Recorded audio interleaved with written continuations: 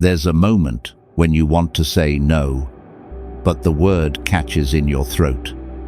Not because you don't know what you want, but because you can already see the group's reaction. You've gotten selfish lately, you've changed, trying to act special now. You think you're better than us? So you edit yourself. You soften the sentence. You laugh it off. You accept something you never wanted, just to avoid being pulled down from the familiar rung you occupy in the group.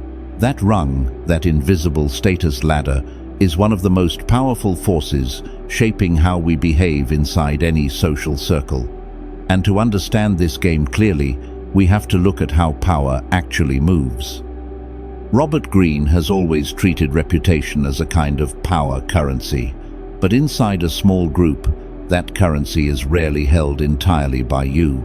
In this video, you'll see 5 status traps that make you censor yourself before anyone even has to force you, and how the fear of losing your place can turn an ambitious person into an obedient one. Comment 1 and watch until the end so you can recognize when you're building real status and when you're only renting it from the crowd. So, how do you identify the traps that are quietly tying you down? Start with the most discreet one. It usually hides under a very clean name: playing nice. You're considerate, so you don't refuse. You're considerate, so you don't say what you really think. You're considerate, so you keep sitting through conversations that shrink you. You laugh at jokes that cut into your dignity, and you call it maturity. But in many groups, playing nice is not a virtue. It's rent. You pay with your silence to keep your seat. You pay with your compliance to be seen as someone who doesn't cause trouble. You pay by lowering your ambition so the group doesn't feel threatened. And in return, they give you a familiar place. Not too high, not too different, not high enough to make anyone look back at themselves. And because that place feels safe, you start confusing it with real status. Real status gives you more choices. Rented status makes you afraid of losing the right to be accepted. That's the difference. A person with real status can say no without asking permission from the group's emotions. A person who is renting status checks every face in the room before saying one ordinary sentence. You're not just keeping the peace, you're protecting the rental agreement. But every agreement has a price, especially when you start breaking the terms that were set for you. And that contract only reveals itself when you begin to change. When you remain the old version of yourself, the group calls it pleasant. When you start having boundaries, they call it a personality change. This is the second trap. The group doesn't always hate your growth. They hate that your growth takes away their right to define you. Before, they knew exactly who you were inside their system. The one who usually agreed, the one who never made things tense, the one who could be mocked and still laugh. The one with ambition, but not enough of it to make anyone uncomfortable. That position was convenient for them. So when you begin to say no, when you become selective about where you show up, when you stop explaining your plans to everyone, the group doesn't just hear a no, they hear a signal. You are leaving your old role. And when a person leaves their old role, the entire group has to adjust the way they see them. That is the part they don't want to do, so they pull you back with labels. You're hard to be around lately. Now you're trying to act special. One small change, and suddenly you think you're above everyone. Those sentences sound like personal opinions, but their real function is to place you back where you used to be. And if you fear the label, you will correct yourself before they ever have to pressure you. You think you're afraid of criticism. No, you're afraid of being revalued by the group. The insult is only the outer layer. And that outer layer is carefully designed to conceal a deeper system of manipulation underneath. That is where you step into the next trap. The third trap is this. You think you're reacting to criticism, but you're actually reacting to the valuation system behind it. When you look only at the sentence, you think the problem is that someone is insensitive, jealous, or disrespectful. But inside a status trap, criticism is rarely just criticism. It is a pricing signal. When they say, "You're trying too hard," they're not just mocking your behavior. They're trying to define your ambition as something shameful. When they say, "You think you're better than us," they're not just reacting to your change. They're reminding you that if you step up one level, the group reserves the right to call that level arrogance. And if you accept their valuation, you will step back down by yourself. That is the dangerous part. The group doesn't need to defeat you in an argument. They only need to make you see yourself through their price list. You want to say no, but you're afraid they'll call you selfish. You want to focus on your own goals, but you're afraid they'll say you abandoned your friends. You want to leave the old conversations behind, but you're afraid they'll call you arrogant. So you stop managing behavior and start managing image. You begin adjusting every sentence, every attitude, every decision, not based on what is true for you, but based on what price the group will attach to it. That is when the real trap appears. It was never the criticism controlling you. It was the social price list behind the criticism. And that price list is never written down. No one hands you a paper and says, "In this group, if you want respect, behave like this. If you want to be seen as humble, lower your voice like that. If you want to stay, don't cross this line." But you still learn it. Very quickly. You learn that loyalty means always being available when they need you, even when you are exhausted. You learn that humility means never speaking too clearly about your goals, because clarity will be mistaken for showing off. You learn that being a good person means not refusing too often. You learn that change is only accepted when that change does not make anyone in the group feel left behind. That is the price list. A normal action, when it goes against the group's valuation system, gets renamed as a character flaw. You're not busy. You're acting superior. You're not focused. You're distant. You're not setting boundaries. You're hard to deal with. You're not raising your standards. You're delusional. Look closely here. The group doesn't need to forbid your growth. Forbidding sounds too crude. Forbidding creates resistance. They only need to make your growth socially expensive enough to hurt. Every step upward comes with a label. Every time you stand a little straighter, they change the language around you. And if you still need them to see you as easy to be around, you will lower yourself before anyone has to pull you down. This is what most people never notice. You are not only afraid of losing friends, you are afraid of losing the valuation system the group has been using to define your worth. In a healthy environment, your change is measured by results, discipline, direction, and consistency. In a controlling group, your change is measured by one thing, whether it makes the group uncomfortable. Two different price lists. Two different human beings get produced. And when an entire group accepts the wrong price list, the pressure no longer comes from one person. It comes from the crowd. Solomon Asch was the psychologist, famous for his experiments on conformity, the human tendency to follow the group, even when the group is wrong. He revealed something deeply uncomfortable about human nature. Many people can see what is true and still lean toward the wrong answer when the group has already taken that side. No threat required, only numbers. And in real life, the crowd doesn't need to sit inside a laboratory. It sits in the group chat, at the drinking table, in the small office. Inside the family, inside the community where everyone knows your name and no one wants to become the person who is seen differently. You say something serious. The group goes silent for half a second. One person gives a small laugh. The second person adds a joke. The third says nothing, but the look is enough for you to understand. This direction has not been approved, so you take it back. No one gave an order. No one banned you. No one announced a punishment, but your body already read the signal. This is the power of group pressure. It doesn't strike your logic first. It strikes your need to stand in the same line as everyone else. When the whole group defines your ambition as ridiculous, you begin to feel that maybe your ambition is a little ridiculous. When the whole group treats refusal as selfish, you start over-explaining a very basic right.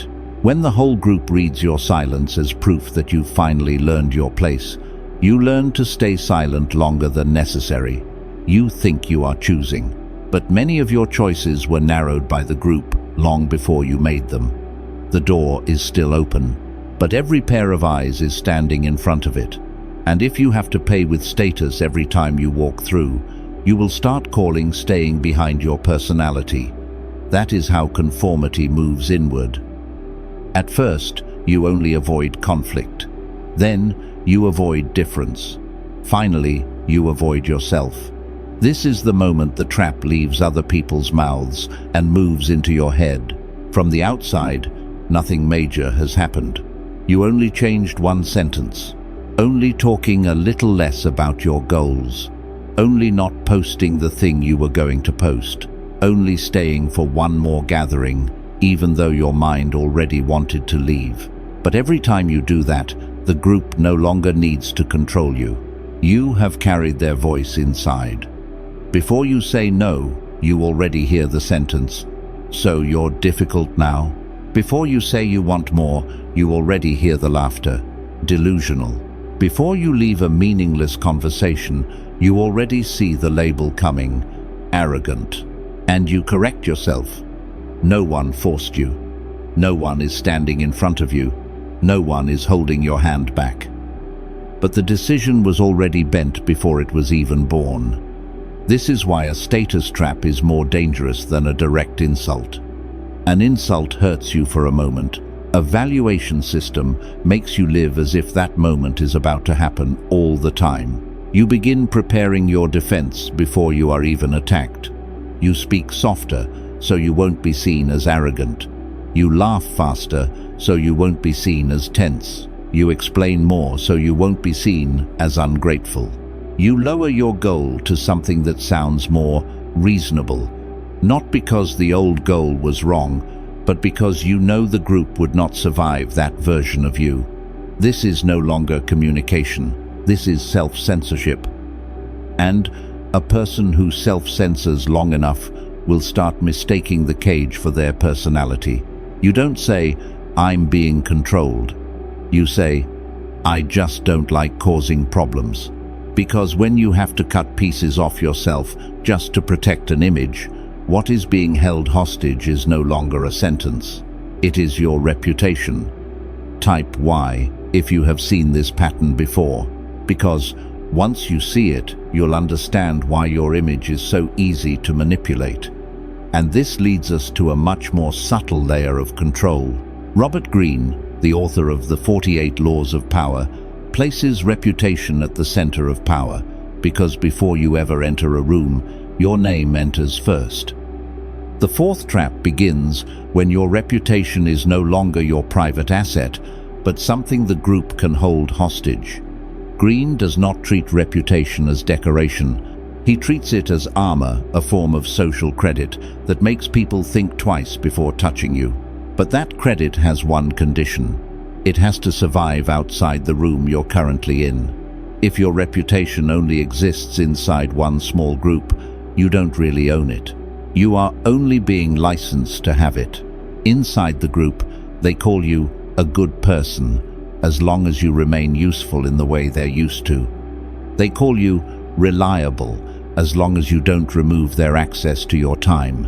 They call you humble, as long as you don't let your name grow beyond the frame they built for it. The problem is not what they think of you. The problem is how many other places are capable of valuing you. A person with proven ability, relationships outside the group, results of their own, and other doors already open, does not have to beg one small circle to preserve their name. That person has weight, because their name is not locked inside one room. This is where absence becomes power. In Greene's logic, whatever is always available slowly loses value. The person who always shows up, always replies, always enters the moment they are called, will eventually be read as common property. Everyone has the right to pull, everyone has the right to ask, everyone has the right to comment, everyone has the right to walk into your schedule as if it were public space. But when you know how to withdraw your presence at the right moment, a different signal appears. Access is not free. You don't need to disappear to punish anyone. You only need to stop showing up like someone who has no cost. When the group realizes you are no longer fully dependent on their price list, they lose one of their strongest levers. They can no longer simply change the tone in the room and make you collapse the way you used to. So they usually move to a deeper layer. It is no longer just commentary. They begin making you feel like you no longer belong. The gathering happens without you. The conversation continues in another group chat. A few people suddenly become colder, but no one explains why. Your name is still mentioned, but the atmosphere around it has changed. That is when the status trap reveals its real shape. It is not just about damaging your reputation. It is about exiling you from the feeling of belonging. Status exile rarely looks like a door being slammed shut. It looks like walking into the same place while your role inside that place has already been erased. The chair is still there. Your name is still on the list. No one announces that you've been removed. But when you speak, your words are no longer picked up the way they used to be. When you enter, a few people only nod out of obligation. When a small decision is made, you find out last. When the conversation shifts direction, you are always one beat late. Ostracism sounds like an academic word, but in real life, it is simple. The group doesn't need to attack you directly. They only need to make your presence stop working. You are still there, but you no longer carry weight. This is a deeper punishment than criticism. Criticism still gives you an object to react to. You still know who said it, what they said, and where they were wrong. But being made invisible is different. It creates a shapeless emptiness. You don't know who you're supposed to fight. No one takes responsibility. Everything is just a little colder, a little farther away, a little harder to touch. And that ambiguity is what makes you start investigating yourself. Was I too intense? Did I change too fast? Should I soften a little? Look closely. That is the point. Status exile is not always designed to remove you from the group forever. Sometimes it exists only to remind you that the right to belong is not in your hands. They don't need to kick you out. They only need to make you feel like you're standing at the edge, then wait for you to walk back in as a more manageable version of yourself. You become more careful with every sentence. You time your appearances. You try to read the room again.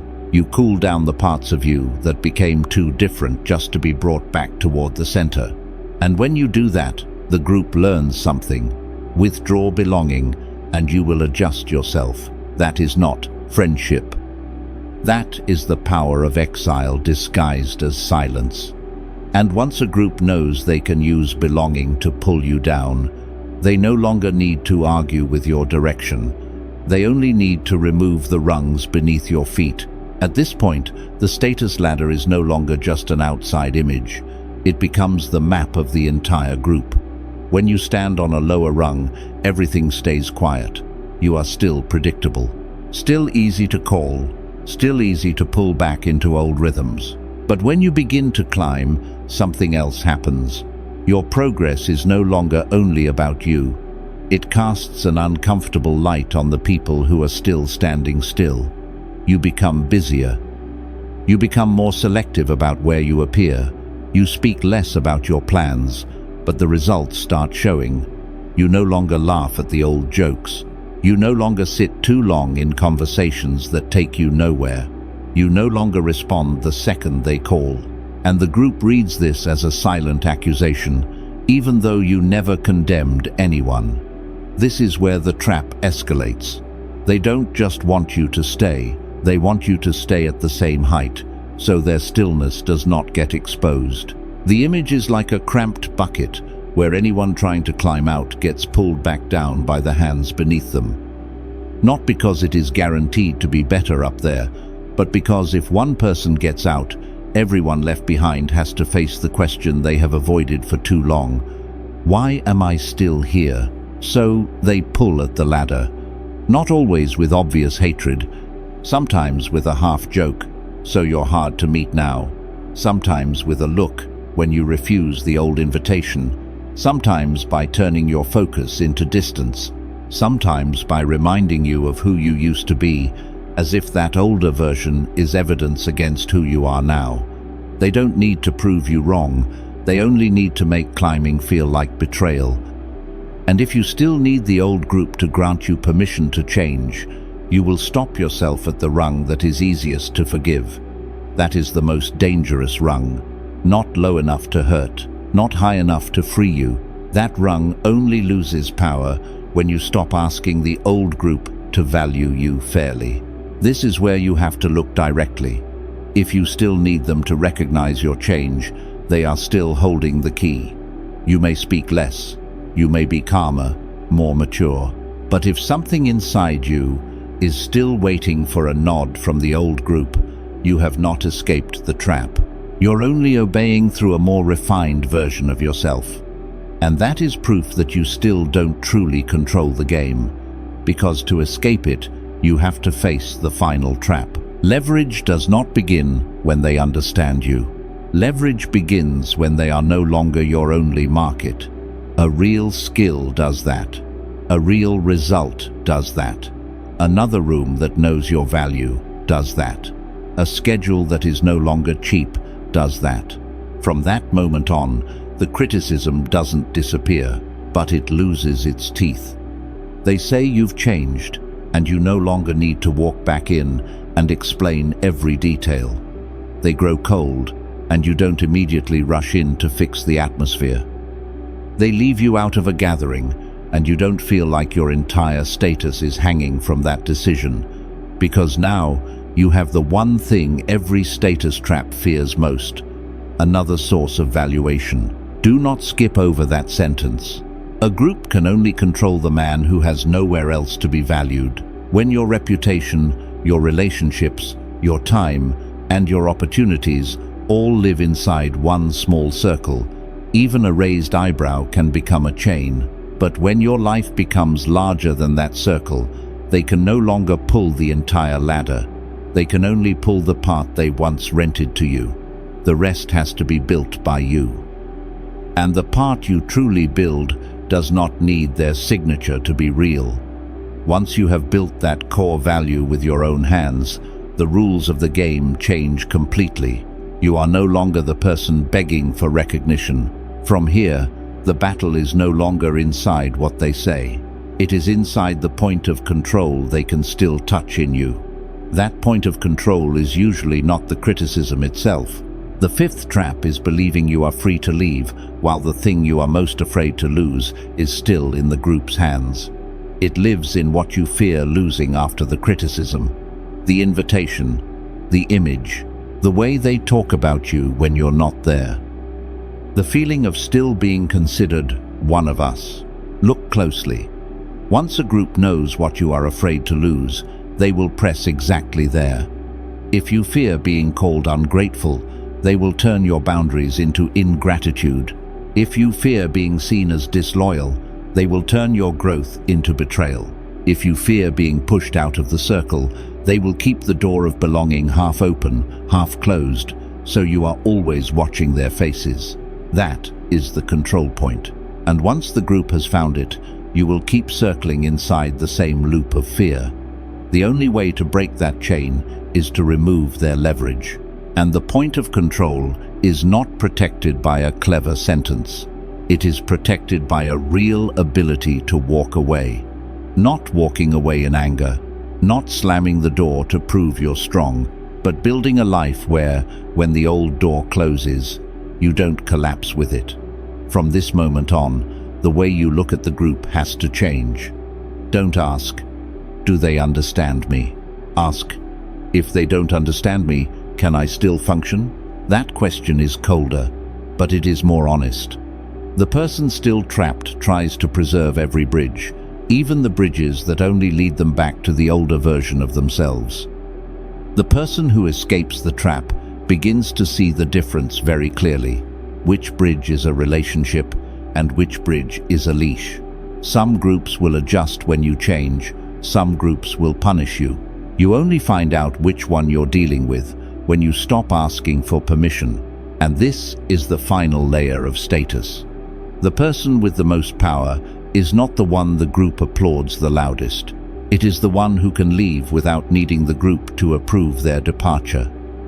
When your ability to walk away is real, status is no longer something the crowd rents to you. From that point forward, it begins to belong to you. Not because you became colder, but because you changed your position inside the game. Before, one sentence from the group could make you edit yourself. One look could make you lower your voice. One moment of being left outside the circle could send you back to negotiate against yourself. But now, you can see the mechanism. Status is social currency, and in many small groups, that currency is not measured by real ability. It is measured by how easy you still are to control. If you are easy to call, they call it closeness. If you are easy to access, they call it being sociable. If you are easy to pull down, they call it playing nice. But when you are no longer easy to pull, they begin calling it something else, selfish. Changed, trying too hard, thinking you're better than everyone. Don't let those names make you forget the mechanism behind them. A healthy group does not need you to become smaller just so they can feel safe. A controlling group does. And from here, the responsibility is no longer about whether they are fair to you. Maybe they aren't. Maybe they won't understand. Maybe they will keep using the old price list to define the new version of you. The question is, how much longer will you let that valuation system decide your direction? Type A if you are still holding on to rented status. Type B if you have started building the power to walk away. Most people watching this will understand the video in their head, then return to the old group with the same old reflex. A few will move differently. No noise, no announcement, no permission. They will observe where their value is being priced. They will protect the point of control. They will build skill, reputation, networks, and a life that cannot be withdrawn by a few cheap insults. If this is the kind of analysis you want to keep hearing, subscribe to the channel. Not to be motivated, but to sharpen your mind, increase your value, and separate yourself from the crowd that controls people through invisible things. No fluff, no noise, just strategy. Decide which one you are.